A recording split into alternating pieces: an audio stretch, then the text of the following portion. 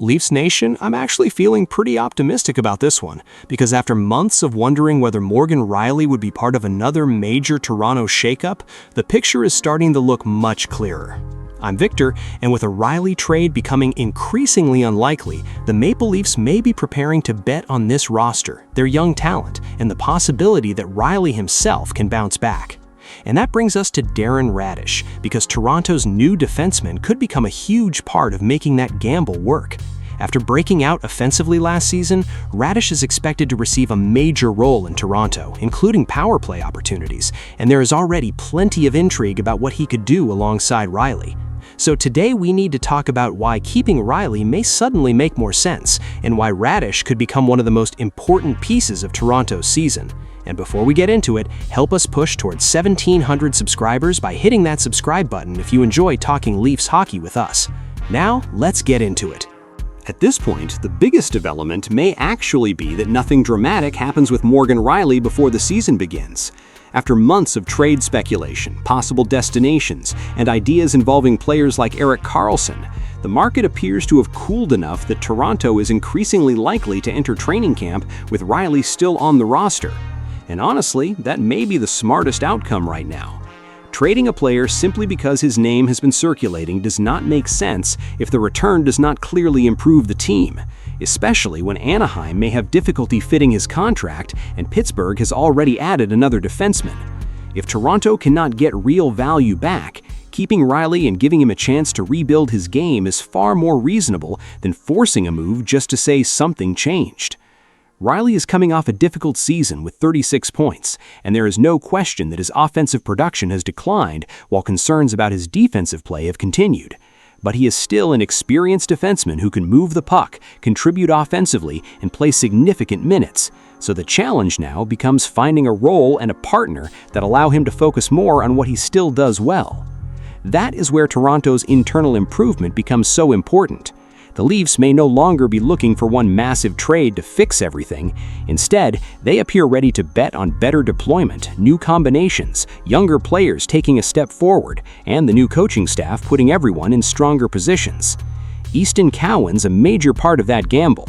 After a frustrating sophomore season in which he moved in and out of the lineup and finished with 29 points, the expectation is that Jim Hiller can help put him in situations that better fit his strengths. Cowan has already shown he can succeed at other levels, including winning the Calder Cup with the Marlies. So if Toronto can unlock more consistency from him, he could become one of the biggest internal additions of the season without the team making another transaction. The projection of 50 to 60 points is obviously ambitious, but even getting close to that range would be a huge development for the Leafs. Toronto has spent years asking its stars to carry too much of the offensive burden, and getting meaningful production from someone like Cowan would give this team more balance and make the lineup much harder to defend. And then there's Gavin McKenna, who changes the entire level of excitement around this season.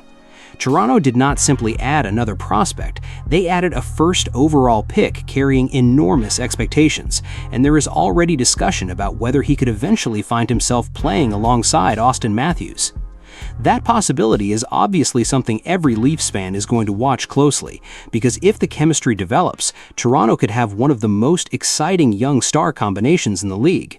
But even if McKenna does not immediately land on the top line, his arrival gives the organization something it desperately needed after last season: optimism, upside, and another player capable of changing the direction of the offense. So the Maple Leafs' biggest gamble may actually be trusting what they already have. Instead of chasing another blockbuster, Toronto seems increasingly prepared to see whether Rielly can rebound, Cowan can break out, McKenna can make an immediate impact, and the new coaching staff can get more from the entire roster. I actually understand that approach. There comes a point where constant turnover can become just as dangerous as standing still, and if the right trade is not available, forcing one can create more problems than it solves. Toronto has already made significant changes, so giving this new group time to establish chemistry before making another major decision could be exactly what this team needs. That does not mean Rielly is suddenly untouchable forever. If he starts the season well and rebuilds his value, Toronto could revisit the trade market later from a much stronger position. But for now, keeping him allows the Leafs to avoid selling low while giving the organization a chance to see whether a different structure can bring out more from him.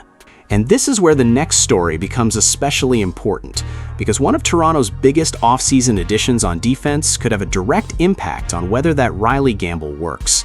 If this new pairing clicks the way some people believe it can, the entire conversation around the Leafs' blue line could look very different a few months from now. Darren Raddysh may end up being one of the most important pieces of this entire Maple Leafs season, because Toronto is not bringing him in just to fill minutes on the blue line. After taking a major step forward offensively with Tampa Bay last year, Raddysh now enters Toronto with a real opportunity to play heavy minutes, contribute on the power play, and potentially form a pairing with Morgan Rielly that could completely change how we look at this defense. What I find most encouraging is that Raddysh's breakout did not come from suddenly becoming a completely different player. He had been improving, then received a larger role when Victor Hedman was unavailable, and proved that he could handle more responsibility. Toronto clearly believes that development is real, because the plan appears to be giving him another significant role surrounded by some of the best offensive players in hockey. The power play is where his impact could be felt immediately. Raddysh brings a big shot from the point, and that gives opposing penalty kills another problem to solve. When Austin Matthews and William Nylander are already demanding attention, adding a dangerous right-shot defenseman at the top creates more uncertainty and makes the entire unit less predictable. That is important because Toronto has sometimes become too easy to read when everything runs through the same offensive threats. If Raddysh can force defenders to respect his shot, it could open more space for Matthews, Nylander, and the other skilled forwards operating lower in the zone. But the most interesting part of this story might actually be what Raddysh could do for Morgan Rielly. With Rielly increasingly expected to remain in Toronto, the Leafs need to find a way to get more out of him rather than simply hoping he suddenly becomes the player he was several years ago. Pairing him with Raddysh could be one possible solution. Raddysh is not Chris Tanev defensively, and nobody should pretend he is, but he does bring physicality, responsibility, puck movement, and enough offensive ability to take pressure off Rielly in different situations.